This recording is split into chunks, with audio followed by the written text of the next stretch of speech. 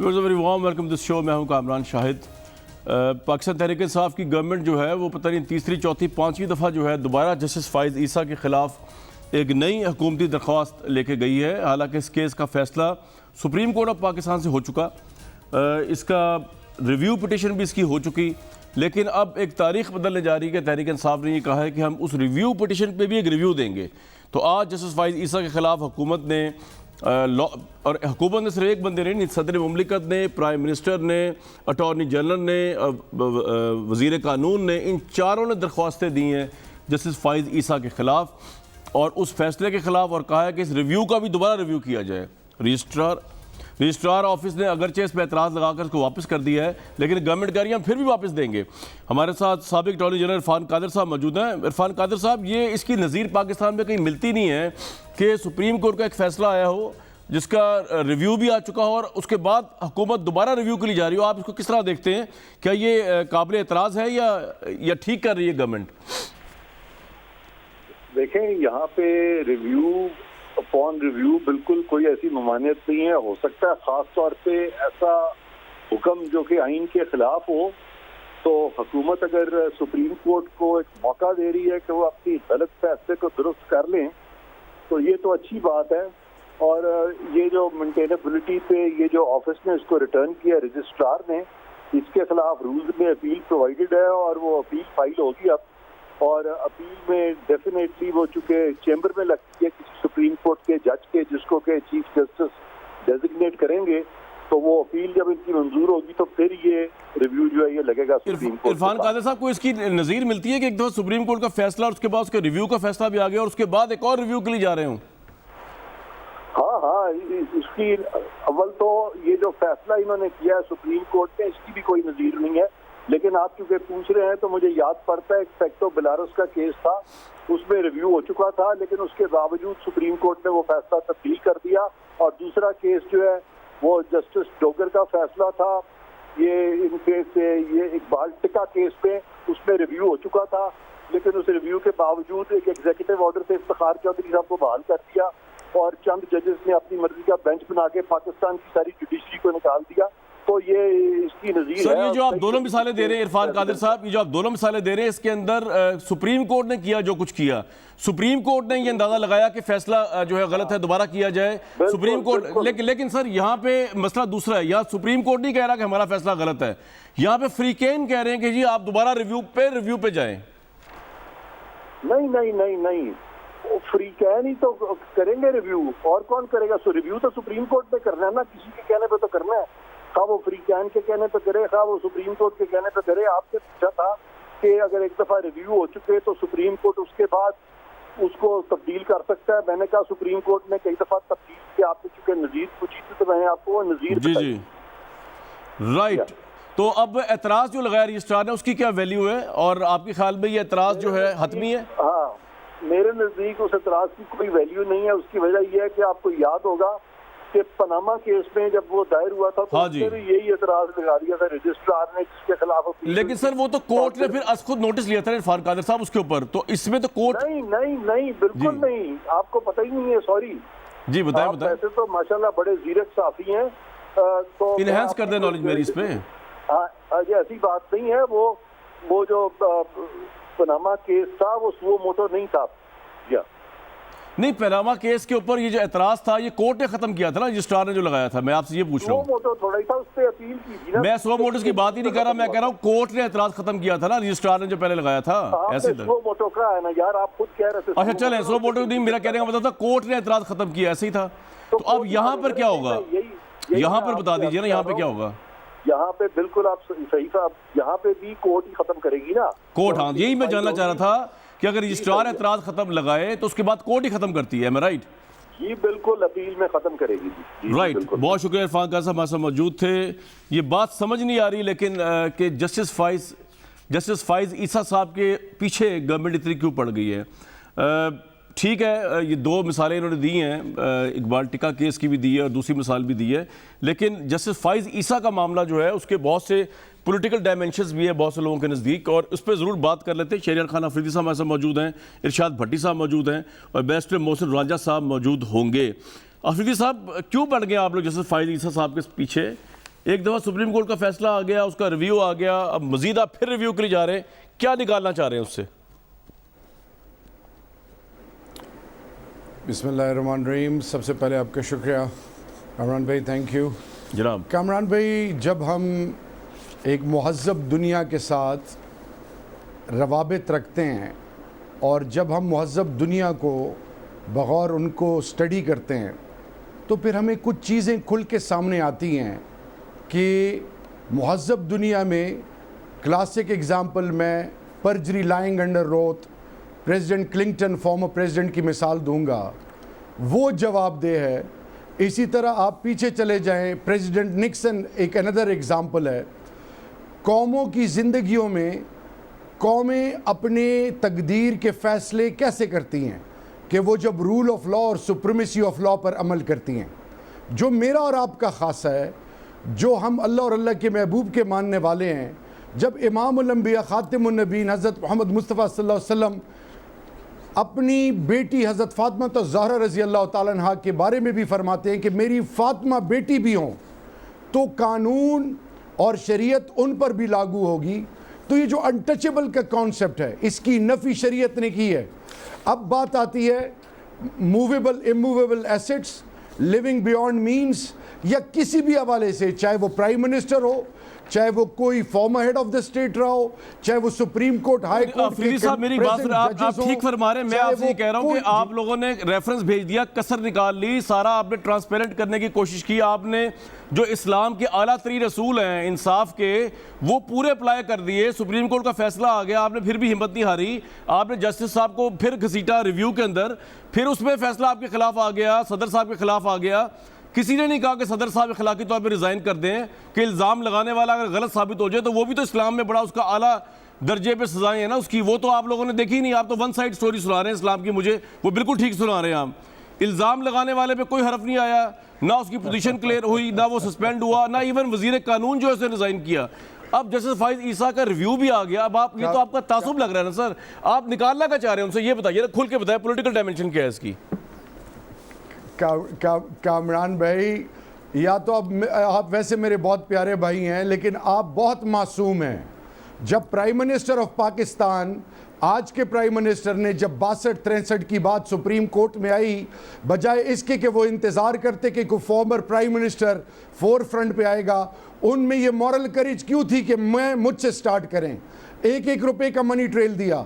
अभी बहुत सारे सवालात जो जन्म लिए हैं इस डिसीजन के बाद, उसमें ये कानून का हक हम रखते हैं। And the message is very simple. जब हम मदीना की रियासत, नए पाकिस्तान की बात करें, मंतकी अंजाम तक जाना है। We will go to the last edge for the reason ताकि पाकिस्तान में जो आप छा गए वैसे इस बात पे, ठीक है, बिल्कुल सही है, जबरदस्त है अफरीदी भाई। आपके जज्बे की तो मैं कदर करता हूं। मैं तो आपको ये कह रहा था, आप आज इस तरह बात कर रहे हैं कि जैसे जस्टिस फाइज ईसा के ऊपर पहली दफा हुकूमत केस करने जा रही है।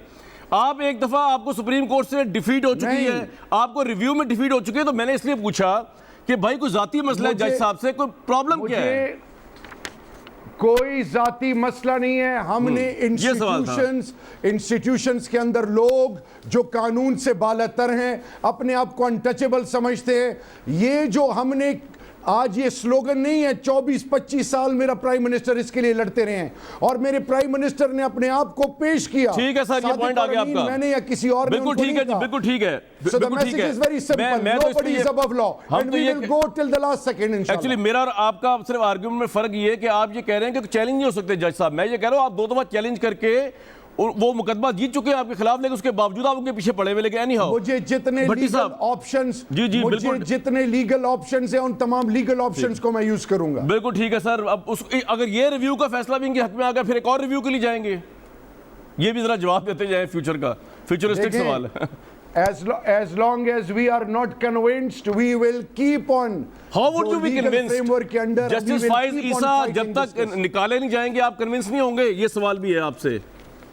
ये चाहते हैं आप जब तक तमाम निकाल दी जाए, चीजें क्रिस्टल क्लियर नहीं होंगी, जितनी अच्छा ठीक है, जो बाहर उनके एसेट्स हैं, जो प्रॉपर्टीज हैं, जो भी क्वेश्चंस हैं वो एड्रेस नहीं होते, उस वक्त तक we will keep on fighting. आपका पॉइंट आ गया जी, आप फाइट करेंगे जस्टिस फाइज ईसा से, और आपके नजदीक में ये जुडिशरी को, उसकी इंडिपेंडेंट जुडिशरी को अंडरमाइन करने की कोई कोशिश नहीं है। अबाउट जस्टिस फाइज ईसा, भट्टी साहब बिल्कुल ठीक है, not about justice Faez Isa, it's about those who consider themselves above law. Well, you have framed just one judge more than once, again and again. You got defeated, but you framed him again. So that is all about Justice Faiz Issa. For the sake of judiciary, sir, मान जाए ना, minister ने अपने cabinet के sir, हमारे prime minister बड़े अच्छे team players, जी मैं उनकी बात नहीं कर रहा हूं, तो बहुत अच्छे आदमी है, मैं तो आगे चल रहा हूं जी सर मैं आगे जा रहे थे, JKT पे आ रहा हूं। कामरान भाई, आम पाकिस्तानी को ये मैसेज देना है कि कोई कानून से बालातर नहीं। आम पाकिस्तानी को ये मैसेज भी जा रहा है आपकी तरफ से कि जो जज इंडिपेंडेंट होगा, इमरान खान उनको छोड़ेंगे नहीं, जो जज इंडिपेंडेंट होगा आपकी गवर्नमेंट को छोड़ेगी नहीं, जो जज क्रेडिबल होगा आप कहेंगे कि जनाब इसको अपने नीचे लाना ही लाना है, उस पहाड़ के नीचे। वैल्यू हम करते हैं, जुडिशरी के हर फैसले को मनोन हमें कबूल किया है, बिल्कुल सही है। We believe in supremacy of law, rule of law. हम इंशाल्लाह कभी ये तस्वर भी नहीं कर सकते, लेकिन इस मुल्क में सिस्टम बदलना, लोग हमसे सवालात पूछते हैं, वी आर आंसरेबल, पॉइंट आ गया, अकाउंटेबल, एंड टुगेदर इंशाल्लाह we will make a difference. Point आ गया, लेकिन आपसे लोग ये भी सवाल पूछते हैं कि is this a supremacy of law कि आपने अपने पार्टी के जहांगीर तरीन साहब की कंप्लेंट के ऊपर एक ऐसा यक रुकनी कमीशन बनाया बैरिस्टर अली जफर का, जिसकी कानून में कोई मिसाल नहीं मिलती, जो FIA को भी चेक करेगा, इन्वेस्टिगेशन को भी चेक करेगा। और आज सर एक मिनट अफरीदी भाई, सिर्फ एक मिनट, मैं जरा भट्टी साहब के ऑन बोर्ड ले लूँ, फिर आपके पास आऊँगा। आज दो ही हैं आप। राजा रियाज ने आज ये सुप्रीमेसी ऑफ लॉ की बात कर रहे हैं, जिसमें ये जैसे फाइज ईसा को घसीट रहे हैं बार बार, लेकिन अपने बंदों को क्लीन चिट दे रहे हैं। ये मैं नहीं कह रहा, ये इनकी अपनी पार्टी के राजा रियाज कह रहे हैं। सुनवा दें, अपने भट्टी साहब से पूछूंगा कि ये सुप्रीमेसी ऑफ लॉ जो है ये किस तरह सिलेक्टिवली अप्लाई हो रही है इमरान खान साहब की गवर्नमेंट में या नहीं हो रही। राजा रियाज साहब की बात सुनवा दें। अली जफर साहब ने ये रिपोर्ट दे दी है कि जहांगीर तरीन साहब बिल्कुल नीट एंड क्लीन है, बेगुनाह है। वो साजिशी अनासर जो थे वो भी शर्मिंदा फिर रहे हैं। ये वजीर आजम साहब के पास पहुंच गई है, ये हमारी फतह है, हम सरखरू हुए हैं, हम अदालतों में जाएंगे, रिपोर्ट दिखाएंगे, FIA को वहाँ पे शर्मिंदगी होगी, FIA को अपने जो स्टाफ है उससे पीछे हटना पड़ेगा। ये ग्रुप अब इंशाल्लाह 2023 तक इंटैक्ट रहेगा। वज़ीर आज़म इमरान खान का शुक्रिया अदा करते हैं कि उन्होंने हमें एक न्यूट्रल अंपायर दिया। जो लोग कहते थे तरीके इंसाफ के अंदर से कि हम ब्लैकमेल कर रहे हैं, हम ये कर रहे हैं, हम हुकूमत को हटाना चाहते हैं, ये उनके मुंह पे जोरदार तमाचा लगा है। शर्मिंदा होना चाहिए और अपने ओहदों से इस्तीफा दे देना चाहिए। भट्टी साहब, एक तरफ जो है जस्टिस फाइज ईसा का मामला, जिसके लिए सुप्रीमेसी ऑफ लॉ इस हद तक पहुंच गई है कि फैसले के बाद, रिव्यू के बाद फिर हुकूमत जारी है। एक तरफ जहांगीर तरीन साहब है जिनके ऊपर अभी तक कोई फैसला नहीं आया, कोई वर्डिक्ट नहीं आया, लेकिन उनको पहले उनके बंदे कह रहे हैं क्लीन चिट दे दी है। Your take on it sir. नहीं, देखिए, ये राजा रियाज साहब को किसने बताया है कि क्लीन चिट मिल गई है? राजा रियाज साहब को किसने बताया है कि अली जफर साहब ने रिपोर्ट प्राइम मिनिस्टर को दे दी है? राजा रियाज साहब को किसने बताया कि राजा रियाज साहब को किसने बताया है कि अली जफर की ये अथॉरिटी है कि वो क्लीन चिट देंगे, तो वो क्लीन चिट ये लेंगे और ये जाके FIA को देंगे और FIA शर्मिंदा हो जाएगी? ये तो कोई कहानी है। देखें, इसके ऑप्शंस हैं। पहली बात ये है कि या तो जो ब्लैकमेलिंग है कामयाब हो गई है जहांगीर तरीन ग्रुप की, बैकडोर कुछ लेन देन हो गया है, हुकूमत दबाव में आ गई है, वो बजट का पास होना हो या किसी तरह हो, या अली जफ़र को कोई हिदायत मिल चुकी हैं कि इस तरह करना है, या FIA को कोई हिदायत मिल चुकी हैं। ये अलहदा बात है। बात क्या केस क्या है? केस उन पे है जहांगीर तरीन साहब पे मुबैना फ्रॉड का और मुबैना मनी लॉन्ड्रिंग समेत 3 FIRs हैं। अब उसके बाद जो शुगर घोटाले हैं वो, या शुगर घपले हैं वो एक साइड पे रखें। ये FIA पहले इसके डॉक्टर रिजवान थे, उसके बाद अबू बकर खुदाबख्श रहे हैं, और ये FIA ने की हैं। FIA इदारा है। भट्टी साहब एक अर्ज सुन लीजिए, जो बैंकिंग कोर्ट के जज हैं उनको पिछले दिनों चेंज किया गया है। जब उसी बैंकिंग कोर्ट के जज ने FIA से पूछा लास्ट पेशी पे जहांगीर तरीन साहब को कि आप इनको हिरासत में लेना चाहते हैं, FIA वाले बिल्कुल खामोश रहे। तो चेंज तो सर आती हुई नजर आ रही है बहुत से लोगों को, ऊपर से गवर्नमेंट कुछ भी कहे, चेंज आती हुई नजर आ रही है। लेकिन चले, मैं आपकी तवज्जो जरा जस्टिस फाइज ईसा के ऊपर लेके आना चाह रहा हूँ कि आपको लगता है एक जज को फ्रेम किया जा रहा है, या ये बहुत ज़्यादा इंसाफ की सुप्रीमेसी के लिए इमरान खान साहब खड़े हुए हैं, और जो नज़र भी आ रहा है 3 साल से कि खड़े हुए हैं? नहीं, देखिए मेरा इस पे डिफरेंट टेक है। मेरा टेक ये है कि सुप्रीम कोर्ट का जज, पहली मरतबा भी आपके ही प्रोग्राम में एक मरतबा शुरू में बात हुई थी, जस्टिस फायज़ ईसा साहब का केस किसके पास जाना है? जजेस के पास। और जज साहबान क्या दूसरे जज साहबान की काबिलियत या इज़्ज़त या उनकी डिग्निटी पे हम कोई शक कर सकते हैं? नहीं। कोई एक जज दबंग हो सकता है, या एक जज, जैसे बिलावल ने भी कहा, कोई डेमोक्रेटिक हो सकता है, या बाकी जज नहीं हो सकते? मैं नहीं समझता। मेरे सारे जज काबिल एहतराम हैं। जस्टिस फायज़ ईसा साहब काबिल एहतसाब हैं, और उन्होंने अपना और उनकी मोहतरम बेगम साहबा ने अपना केस लड़ा, और जज साहबान ने लड़ा, और जज साहबान की अदालत में लड़ा, और जज साहबान ने उनके फैसला दिया। और ये भी एक, जैसे वो एक रिव्यू पटिशन में 2 जज साहबान ने अपना मौक़िफ़ जो उन FBR को भेजना था वो तब्दील किया, तीसरे जज साहबान रिटायर हो गए थे, तो फैसला उनके हक में आया। फैसला कबूल है, ज़ाहिर है ये मेरी अदालत का फैसला। अपना फैसला दोबारा सुनते हैं, नई ग्राउंड देखते हैं तो रिव्यू चेंज कर सकते हैं। लेकिन मैं आपसे सवाल ये नहीं कर रहा भट्टी साहब, मेरा सवाल कुछ और है। मैं गवर्नमेंट की इंटेंशन के ऊपर सवाल उठा रहा हूँ कि गवर्नमेंट चाहती क्या है? एक जज के साथ ये करके उसको पर्सनलाइज हो रही है उसके खिलाफ, या ये इंसाफ का बोलबाला हो रहा है? मतलब आप मुझे ये मिसाल दे सकते हैं आज कि जस्टिस फायज़ ईसा के साथ जो दूसरी दफ़ा रिव्यू में जा रही है कोर्ट, ये सिर्फ इंसाफ के लिए कर रही है, और फिर आप मिसालें दें कि इमरान खान साहब ने कहाँ कहाँ इंसाफ को अपहोल्ड किया 3 साल में, फिर वो भी मिसालें दें मुझे कि इनकी ये सोच है, फिर तो बड़ी सलूट करने वाली बात है। मैं जजेस की बात नहीं कर रहा, जजों के पास तो जब जाएगा तो वो एहतसाब और इंसाफ कर ही देंगे मेरिट के ऊपर, फैसला हमें कबूल किसी को हो या ना हो। मैं गवर्नमेंट की इंटेंशन की बात कर रहा हूँ। सुप्रीम कोर्ट गए, वहाँ पे ये हारे, government of the Pakistan president का रेफरेंस, रिव्यू में हारे, अब फिर रिव्यू में जा रहे। इनकी नीयत इंसाफ के लिए या कुछ जाती मसला है? जैसे फाइज साहब, ये मेरा सवाल है आपसे। देखें, मेरे लिए सबसे अहम बात यह है, एक तो ये केस ऐसा है कि, और फिर वो अदालत में है, और ऊपर से जज साहब का है, और ऊपर से अभी अदालत में नहीं है, और इसलिए मैं मोहतात अभी अदालत में नहीं है सर, खुल के बात यानी अभी वापस चलो उन्होंने एतराज़ लगा के भेज दिया, लेकिन चूंकि मामला जज साहब का है और काबिल एहतराम जज साहब का, इसलिए मैं इस पे वो उतना हम नहीं बोल सकते। लेकिन मैं तो जज साहब से बात ही नहीं कर रहा आपसे, मैं तो गवर्नमेंट का सवाल पूछ रहा हूं भट्टी साहब, मैं तो जज साहब से सवाल ही नहीं कर रहा। अगर कामरान भाई गवर्नमेंट की मान लेते हैं नीयत खराब है, गवर्नमेंट की मान लेते हैं कि उन्होंने इंतकामी, मैं तो नहीं मानता कि नहीं है कि नीयत खराब या, तो जब फैसला किसके पास जाना है? फैसला किसने करना है? जज साहबान ने करना है, सुप्रीम कोर्ट ने करना है।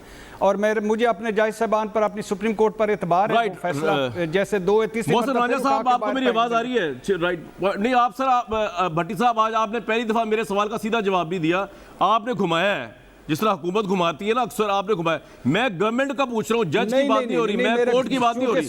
मैं ये कह रहा हूँ कि जो मैं कह रहा हूँ कि नीयत खराब किस तरह कह सकते हैं कि आप नीयत खराब है? मैं तो आप किस तरह खराब है? एक मर्तबा रिव्यू में जाने का उनका हक है, चले जाएं, फिर अदालत में चले। भट्टी साहब, आप हर चीज में गवर्नमेंट की राय देते हैं ना, उनकी नीयतें आप और मैं बैठ के आप प्रेडिक्ट करते ही रहते हैं ना, आज आप नहीं कर रहे। और दूसरी बात, आप थोड़ा कनेक्ट कर लें फैक्ट्स को। मेरी बात सुने सर, मेरी बात सुने। रिव्यू हो चुका हुआ है, गवर्नमेंट को मुंह की खानी पड़ चुकी है रिव्यू के ऊपर, सुप्रीम कोर्ट का फैसला भी आ चुका है, मुझे पता है। और अफरीदी साहब इतने मुतमईन है। अभी मैं रिव्यू में ही 3 जज कुरान शरीफ में एक लफ्ज है नफ्से मुतमईना, इस वक्त अफरीदी साहब बिल्कुल वही होकर बैठे हुए हैं। अभी मैं आपको पढ़ के सुनाऊंगा अफरीदी भाई, नहीं आप लोगों के, आप नहीं, मैं अफरीदी साहब से बात कर रहा हूँ इस वक्त, कि आप लोगों ने जो 3 साल में एहतसाब के नाम पे किया, उसमें कोर्ट के वर्डिक्ट्स क्या है? अगर आप कोर्ट की इतनी सुप्रीमेसी पे चलते हैं तो आपको कोर्ट के वर्डिक्ट्स लेके नैब को बंद कर देना चाहिए था। और जो आप लोगों के मतलब लिखा हुआ है, अगर आप कोर्ट की इतनी सुप्रीमेसी के कायल है, इसमें जरूर बात करेंगे। लेकिन मोहसिन राजा साहब को मेरी आवाज आ रही है? जी हाँ, मुझे आ रही है आवाज। भाई आप आवाज तो आ रही है, आपकी शक्ल नहीं आ रही। फरीद साहब बहुत टाइम है आज, आप फिक्र अगर आप और मैं ही हैं, कोई भट्टी साहब भी जो है वो किसी और फ्रेमवर्क में बैठे हुए इस वक्त तो। अच्छा रांझा साहब आज आपके साथ ही हैं ये भट्टी साहब। राजा साहब, ये हुकूमत कह रही है, सर कैसे सोच लिया कि मैं किसी और, सर मैं आपके मुंह पे कह रहा हूं, नहीं मुझे ये इसका जवाब देते मैं आपके खिलाफ बात, ये मेरी राय, देखिए मेरी राय से आपको इख्तिलाफ हो सकता है, वो होना चाहिए, मेरी राय कह रहा हूं कि अगर 4 मरतबा रिव्यू किया तो वो सुप्रीम कोर्ट में जाएगा ना। सर इसका कोई एंड भी होगा कि नहीं होगा? चौथी मरतबा कर दे, 5वीं मरतबा कर दे। आपने मजाक बना दिया ना जुडिशरी को, गवर्नमेंट ने जब सुप्रीम मजाक बना दिया ना, आप माने ना माने, ये जुडिशरी का मजाक है। किस तरह आप कह सकते हैं? इसलिए कि सुप्रीम कोर्ट का फैसला आ गया गया, सुप्रीम कोर्ट रिव्यू का आ फैसला जा रहा है गया, ना। अब दोबारा रिव्यू में जा रहे हैं, हिस्ट्री नहीं सुप्रीम बनने जा कोर्ट रही का है। फैसला सुप्रीम कोर्ट में जा रहा है ना। और सर सुप्रीम फिर कोर्ट का मोहतरम जायज साहब का फैसला मोहतरम जायज साहबान के आगे जा रहे हैं। भट्टी आपको किस साहब, तरह लगा मैं भट्टी डिफरेंट साहब, फ्रेमवर्क या अल्लाह ना करे, अल्लाह ना मेरा- करे कभी ऐसा हो। मैं ये मेरी राय है, मैं ये कह रहा हूं जाना कि चाहिए, इस कर point लेना of view चाहिए, पे बिल्कुल आप एक मरतबा फिर कर लेना चाहिए। ठीक है सर, ठीक है। मैं अगर आपकी इजाजत तो भट्टी साहब में आगे, रांझा साहब इस वक्त हमारे साथ गवर्नमेंट भी बैठी हुई है, भट्टी साहब भी बैठे हुए हैं, और अफरीदी भाई ये कह रहे हैं कि ये जज साहब का जो दूसरी दफा रिव्यू जा रहा है, जो बहुत एक्स्ट्राऑर्डिनरी हालात में होता होगा, शायद ही पाकिस्तान में नज़ीर इसकी मिलती हो, आप भी बैरिस्टर हैं, ये सिर्फ कानून की सुप्रीमेसी के लिए। What's your take on it? देखिए, आपको मेरी आवाज आ रही है कामरान साहब? जी जी, आ रही है आवाज, आ रही है भाई, आ रही है, आ रही है। जी कामरान साहब, वो थोड़ी सी आपका क्वेश्चन बीच में आवाज मुनक़ता हो गई थी, तो मैं कुछ सुन सका हूं। मैं ये कह रहा हूँ कि अफरीदी साहब कह रहे हैं कि दूसरी दफा जो रिव्यू में हम जा रहे हैं जस्टिस फाइज ईसा साहब के खिलाफ, वो हम अदलिया की सुप्रीमेसी के लिए जा रहे हैं। देखिए, मुझे हंसी आ गई इनकी बात सुन के कि ये पहली दफा होगा कि रिव्यू का रिव्यू, मुझे नहीं समझ आ रही कि रिव्यू का रिव्यू किस तरह होगा। ये काउंट कर रहे हैं बेसिकली, ये समझ रहे हैं कि शायद हाई सुप्रीम कोर्ट में जज साहिबान रिटायर हो चुके हैं, एक दो जो उस बेंच में मौजूद थे, तो अब ये है कि वो जो बैलेंस है शायद उसमें इनके दोबारा से जो, ये मुझे समझ नहीं आ रही कि इसकी लीगल पोजीशन क्या है। रिव्यू तो एक दफा ही होता है, रिव्यू का रिव्यू पहली दफा सुन रहे हैं कि ये नहीं, रिव्यू मुझे का बताइए रिव्यू राजा साहब, आपके ख्याल में क्या ये गलत परसेप्शन उभरेगा, अगर कहीं भी उभरेगा, कि गवर्नमेंट जाती तौर पे सिंगल आउट करके जस्टिस फाइज ईसा को जो है जब तक के मुजरिम साबित नहीं कर देगी, रिव्यू पे रिव्यू डालती रहेगी, कुछ ना कुछ करती रहेगी, ये परसेप्शन गलत है?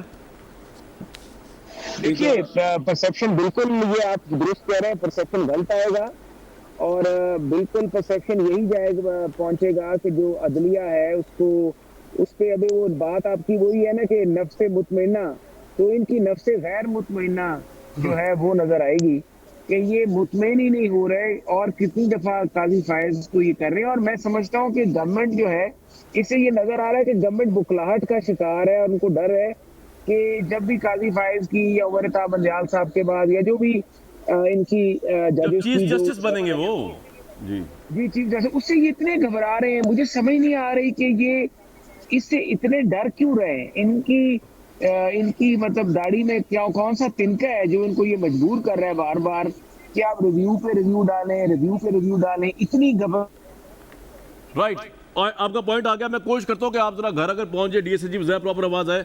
आज अफरीदी भाई में ब्रेक लेने के बाद आप और मैं होंगे और रियासत मदीना होगी, क्योंकि ये ऐसी तारीख है जो आप भी गलत इंटरप्रेट नहीं कर सकते और मैं भी गलती नहीं कर सकता, और मैं भी कोशिश करूंगा कि मैं गलत इंटरप्रेट ना होने दूं, और आप भी कोशिश कीजिएगा कि मैं गलत इंटरप्रेट ना करूं।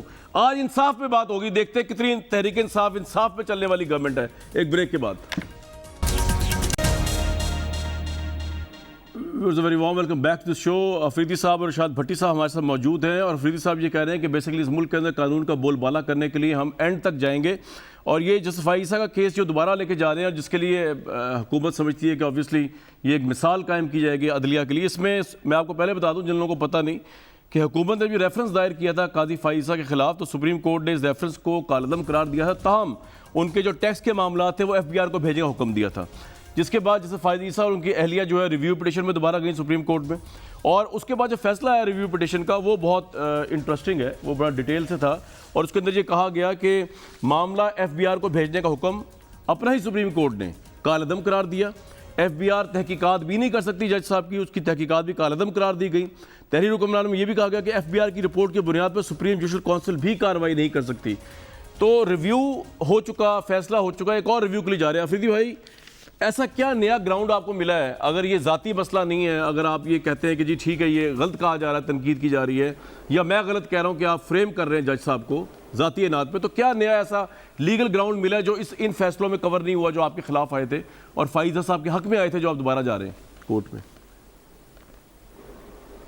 देखिए कामरान भाई, सबसे पहली बात ये कि ना तो मैं लीगल एक्सपर्ट हूँ, अच्छा, और ना मैं किसी लीगल पॉइंट ऑफ व्यू पे कोई भी कमेंट कर सकता हूँ। मैं सिर्फ अवामी आदमी हूँ। मुझे शरीयत मोहम्मदी सल्लल्लाहु अलैहि वसल्लम, पाकिस्तान का आइन ये इजाज़त देता है कि मैं हक़ का बोलबाला करने के लिए ऑल आउट जाऊं, इसलिए मैं यूरोप को छोड़ के, प्रॉस्परस वर्ल्ड को छोड़ के, एक ऑफ अ मल्टीनेशनल CEO की पोस्ट को छोड़ के पाकिस्तान में इसलिए नहीं आया था कि मेरे ऊपर हर कोई मुझे फुटबॉल बना के जिधर फेंकना चाहे फेंक दे। मेरी ज़िंदगी जो भी है, अगर वो आंसरेबल है और मैं अकाउंटेबल हूँ, तो this needs to be apply on all. Untouchables का कॉन्सेप्ट नहीं होता मुहज़्ज़ब दुनिया में। कामरान भाई, जब आर्म्ड फोर्सेस की बात आए, एक नया प्रेसिडेंट सेट हुआ कि चाहे वो ब्रिगेडियर्स हैं, जनरल्स हैं, उनको भी पीनलाइज किया। आज पाकिस्तान में प्राइम मिनिस्टर इमरान खान, जो कि इंसाफ की आवाज़ और इंसाफ का स्लोगन कि दो नहीं एक पाकिस्तान, मदीना की रियासत, मेरे प्राइम मिनिस्टर के साथ जो मैं रहा हूँ, उन्होंने जब स्टार्ट किया पहले दिन से माइटी मैजेस्टिक खान, माजिद खान, जो उनका अपना खून, अपने आइडियल उनके साथ सबके सामने है। फिर शौकत खान ने में अपने वालिद साहब पूरी कौम के सामने है। जब इमरान खान की हुकूमत आई, सूबाई हुकूमत में 20 MPs जो कि सेनेट पे, उनको साइड पे कर दिया। जहांगीर तरीन eyes and years of PTI।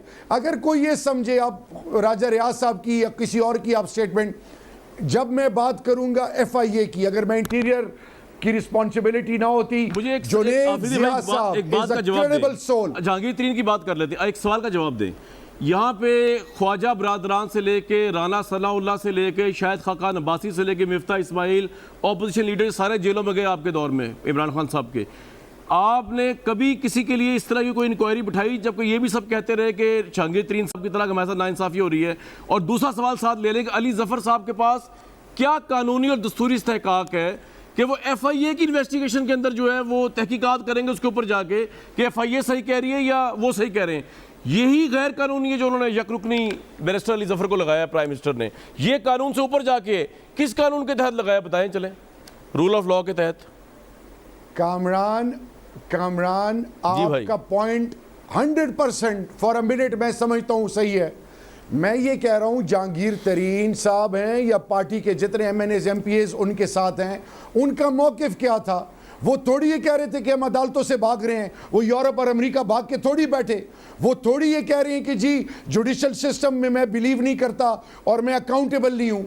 वो ये कह रहे हैं कि हमारे साथ ज्यादती हो रही है और प्राइम मिनिस्टर साहब उसका नोटिस लें।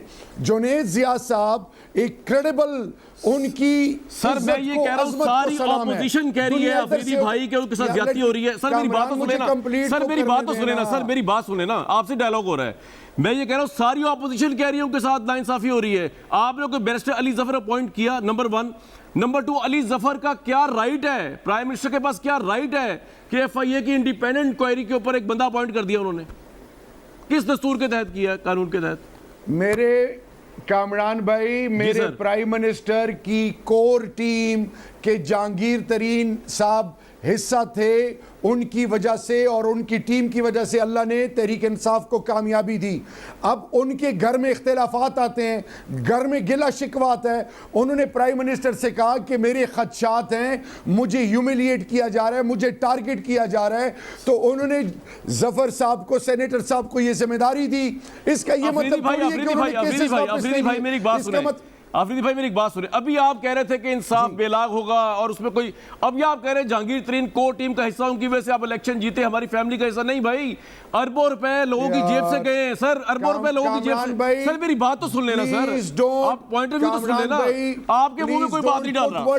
नहीं सर, ये मुहावरा या फिर नहीं बैठना। If you are the anchor, it doesn't mean that you become a judge and jury. की बात ही नहीं हो रही, मैं आपसे बात ही कुछ और कर रहा हूं, मैं आपसे बात ही कुछ और कर रहा हूं भाई। कामरान भाई बैलेंस्ड, देखिए ना, देखिए मेरी बात सुने सर, मैं सवाल तो पुट कर रहा हूं।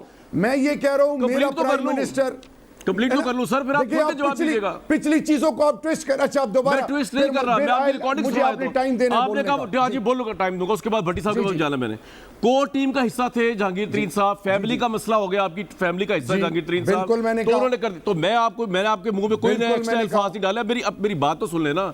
मैं आपसे ये कह रहा हूं कि इंसाफ के लिए आपने किस तरह ये समझ लिया कि अगर चीनी के ऊपर अरबों रुपए की करप्शन हुई है, अवाम की जेब से पैसा गया, तो ये फैमिली का मसला है, आपकी पार्टी का मसला है। इस पे इंडिपेंडेंट इंक्वायरी होनी चाहिए, FIA को इंडिपेंडेंट निकाल करना चाहिए। जी आप बोलिए। सवाल खत्म। जी सवाल खत्म। जी भाई, कब का? मेरा प्राइम मिनिस्टर, ये मेरा ईमान है, ये मेरा ईमान है उस रब पे जो तमाम जहानों का खालिक है और जिन के महबूब खातिमुन नबीन है। ये मेरा ईमान है कि मंतकी अंजाम तक इमरान खान बगैर किसी प्रेशर के, बगैर किसी ये कि कोई इनको ब्लैकमेल करे, मंतकी अंजाम तक, क्योंकि इमरान खान बारहा कह चुके हैं, MNAs को भी कह चुके हैं, MPAs को भी कह चुके हैं, कैबिनेट मेंबर्स को भी कह चुके हैं कि मैंने जवाब रब को देना है, मेरे लिए कोई रिश्ते, कोई इख्तिदार, कोई हुकूमत ठीक है सर, पॉइंट उस आ गया वक्त आपका। तक मायने नहीं रखती जब तक मैं चले हम भी रिपोर्ट का वेट कर रहे हैं। भट्टी साहब के पास जाऊंगा मैं सर। अब एक मिनट भट्टी साहब मेरी बात तो सुने ना। अफरीदी भाई, मुझे सारा बात तो- टाइम ही आपके साथ 1-to-1 हुआ है प्रोग्राम। आज तो कोई आया नहीं, आप और मैं ही बदे मुकाबिल चले थे। चले भट्टी साहब ज्यादातर तो आपने ब्रेक नहीं आपने मुझे मजा आता है आपकी बात सुन के। 13 मिनट अच्छा जी, आपकी नीयत पे शक नहीं है, लेकिन आपके जवाब पे तो मैं क्वेश्चन कर सकता हूँ ना। अच्छा भट्टी साहब, ये जिस पाकिस्तान की बात कर रहे हैं अफरीदी साहब, बनाने की कोशिश करेंगे, पता नहीं कब बनेगा। मैं आपको एक लाइन पढ़ के सुना रहा हूँ। सुप्रीम कोर्ट का एक फैसला है, कई फैसले हैं जो ये कहते हैं, अभी उन्होंने महज़ब माशरे की बात की कि ये जो केस बनाए जाते हैं पाकिस्तान के अंदर, ये बुनियादी हकूक़ की खिलाफ वर्जी हैं, गैर कानूनी तौर पर आज़ादी सलब करने की सबसे बड़ी मिसाल है। जो अपोजिशन के खिलाफ केस बनाए जाते हैं और गवर्नमेंट को सलब किया जाता है कि मुल्क में कानून और आइन की बालादस्ती की कोशिशों को पूरी कुव्वत से दबा दिया गया, सुप्रीम कोर्ट ऑफ पाकिस्तान। आप मुझे बताइए कि जहांगीर तरीन अगर इनके घर का मसला भी था तो क्या बैरिस्टर अली जफर की रिपोर्ट बननी चाहिए थी, और वो अब क्लीन चिट देते फिर रहे हैं? What's your take on it sir? Special privilege मिलना चाहिए था? बिल्कुल भी नहीं बननी चाहिए थी, बिल्कुल भी नहीं बननी चाहिए थी। अली ज़फ़र कौन होते हैं? खैर, उनका एक बयान चल रहा है कि मेरी रिपोर्ट के मुताबिक अंदाजे लगाए जा रहे हैं। मतलब ये है कि ये राजा रियाज का भी अंदाज़ा है, लेकिन क्यों दी जब एक FIA मौजूद है, इदारे मौजूद हैं? क्या ये सहूलत दी नवाज शरीफ साहब को? क्या ये सहूलत दी शहबाज शरीफ साहब को? क्या सहूलत दी पीपल्स पार्टी को? जब रियासत मदीना की बात हो तो हजूर सल्लल्लाहु अलैहि वसल्लम कहा करते थे, हजूर सल्लल्लाहु अलैहि वसल्लम ने फरमाया, उन पर जान भी कुर्बान, कि मेरी बेटी फातिमा भी होती तो मैं उनके साथ भी वही सलूक करता। जब कोई घर का बंदा नहीं होता, कोई बाहर का बंदा नहीं होता, खुदा के लिए ये बात बताइए। भट्टी साहब, आपने बड़ी जबरदस्त मिसाल दी, आपने बड़ा अच्छा किया कि अफरीदी साहब को हज़रत फातिमातुल ज़हरा रज़ियल्लाहु अन्हा की मिसाल सुनाई अपने पॉइंट ऑफ व्यू से। मुझे बताइए कि दुनिया में कहीं ये पाकिस्तान में, बताइए मुझे भट्टी साहब, आपसे सवाल है, 70 साल 74 साल तारीख में कोई मिसाल मिलती है FIA की इन्वेस्टिगेशन पे? क्योंकि ये फैमिली के आदमी जहांगीर तरीन साहब, बैरिस्टर अली जफर को पॉइंट किया जाए कि वो देखें कि FIA ज्यादती तो नहीं कर रही, यानी अपने इदारे को आपने। सर मैं कह रहा हूं, आपने नहीं कहा, आपने नहीं कहा, मैं कह रहा हूं फैमिली आपकी जहांगीर तरीन। अच्छा जी भट्टी साहब। अच्छा, नहीं, और इसके बाद एक और छोड़ दे, चलो जहांगीर तरीन साहब को NRO नहीं मिलेगा, ना मिलना चाहिए, नंबर 1। लेकिन ये मुझे बताएं, मेरे बड़े मोहतरम पढ़े लिखे भाई हैं, अद्वियात स्कैंडल आया, रिपोर्ट पब्लिक हुई, मगर हुआ क्या? रियासत मदीना में दवाइयाँ जो हैं उनकी कीमतें 500% बढ़ गई। चीनी स्कैंडल आया, रिपोर्ट पब्लिक हुई, मगर हुआ क्या कि आवाम की जेबों पर 300 अरब का डाका पड़ा। और ये सिर्फ जहांगीर तरीन नहीं है, खुसरू बख्तियार है, आशिम जवां बख्त है, असद उमर है, साईं बुजदार है, रजाक दाऊद है, वो भी कसूरवार हैं शुगर कमीशन में। पेट्रोल स्कैंडल आया, रिपोर्ट पब्लिक हुई, 12 अरब आवाम की जेब से गए। गंदम स्कैंडल आया, रिपोर्ट पब्लिक हुई, आवाम की जेब से 1000 अरब गए, 1000 अरब। और आखिरी बात, बिजली स्कैंडल आया, रिपोर्ट पब्लिक हुई, 5000 अरब आवाम की जेब से गए। अब इसमें जो सबसे बड़ी बात है, जो रियासत मदीना की बात कर रहे हैं फरीदी साहब, मुझे शर्म आ रही है, मैं इतना गुनहगार हूं कि वो नाम भी नहीं ले सकता। गिरफ्तारियां सिफर, रिकवरी सिफर, इस सरकारी या अवामी नुकसान का कोई, ऑपोजिशन से रिकवरी सिफर का कोई कुछ हुआ? सिफर। तो रियासत मदीना ये नहीं होती कि जहां अपना बंदा हो तो उसके ऊपर अपना बंदा मुंसलिक करके अपने इदारों को अंडरमाइन किया जाए। ठीक है सर, एक मिनट रुक जाइए जरा अफरीदी भाई, आप रियासत मदीना की बहुत बातें करते हैं। पहली तकरीर थी इमरान खान की कि एहतसाब घर से। जी बिल्कुल ठीक है सर, आपको ये पता है मेरा ख्याल से, माशाल्लाह आप जितना आप समझते हैं इस्लाम को, मुझे उम्मीद है आपको पता है कि अमारत का बोझ उठाना या वजारत का बोझ उठाना कितना मुश्किल काम है। कि हज़रत उमर फारूक रज़ियल्लाहु अन्हु ने कहा कि अब मैं अमीरुल मोमिनीन उमर जो हूँ वो जवाब दे, अगर दरिया फरात के किनारे एक जानवर भी प्यास से मर जाए तो आपको ये एहसास भी है कि बाकी गवर्नर्स के और सर वो हजरत एक कामरान भाई जी। एक मिसाल, हजरत अबू बकर सिद्दीक रदी अल्लाह ताला अन्हु खलीफा बने तो अगले दिन वो कपड़े उठा के या अपना माल उठा के जाने लगे तो हजरत उमर ने पूछा कहाँ जा रहे हैं? उन्होंने कहा तिजारत कर। उन्होंने कहा फिर तो खलीफा का माल ही बिकेगा। तो ये कौन से जहांगीर तरीन है जो हुकूमतों में भी हैं और तिजारत भी कर रहे हैं और स्पेशल प्रिविलेजेस भी मिल रहे हैं और उनके बंदे कह रहे हैं क्लीन चिट। जी नफ्स मुतमइन्ना है अफरीदी भाई, वो खुश है। जी जी जी यार मुझे हैरानगी हो रही है। भट्टी साहब मेरे बहुत प्यारे भाई हैं। भट्टी साहब इमरान खान को जानते हैं, जिस इमरान खान को मैं जानता हूं, आज उसी इमरान खान ने जब rule of law, supremacy of law, जो लोग अनटचेबल थे, किसी ने इस मुल्क में तसव्वुर नहीं किया था कि एक्स प्राइम मिनिस्टर या बड़े बड़े ओहदों, जहांगीर तरीन साहब अदालतों के चक्कर काट रहे हैं, तमाम बड़े बड़े लोग अदालतों के चक्कर काट रहे हैं, वो सप्तान साहब, वो तमाम लोग जो पीटीआई का आजम स्वाति साहब अपने आप का अदालतों से क्लियर करके उन्हें कहा कि वापस आएंगे। अगली चीज मैं कहता हूं कि आपकी पॉइंट ऑफ व्यू से 100% ये जो जुडिशियल रिफॉर्म्स हैं, ये जो क्रिमिनल जस्टिस रिफॉर्म है, कल एक मिनट मुझे बोलने तो देना। देखें कि इमरान खान अरेस्ट करेगा, अरेस्ट सजा इमरान खान देगा, ये कौन करेगा? ये साहिवाल का जब वाकया हुआ, मैंने कौम को खुशखबरी भी सुनानी है, कुछ इकॉनमी में बड़ी इंप्रूवमेंट्स भी आई हैं ब्रेक के बाद। लेकिन ये आप सही कह रहे हैं, इमरान खान कुछ नहीं करेंगे, सिर्फ वो अपॉइंट करेंगे एक बंदे को जो कि FIA को भी इन्वेस्टिगेट करेगा और जहांगीर तरीन साहब के दुखड़े भी सुनेगा। एक ब्रेक लूंगा जी। पाकिस्तानी इकॉनमी से जुड़ी कुछ बहुत अच्छी खबरें व्यूअर्स, आज मेरे पास वक्त नहीं है लेकिन कल आपके साथ डेफिनेटली शेयर करूंगा। पाकिस्तान में बहुत सब कुछ जो है वो बुरा नहीं हो रहा, कुछ अच्छा भी हो रहा है। कल तक दीजिए इजाजत।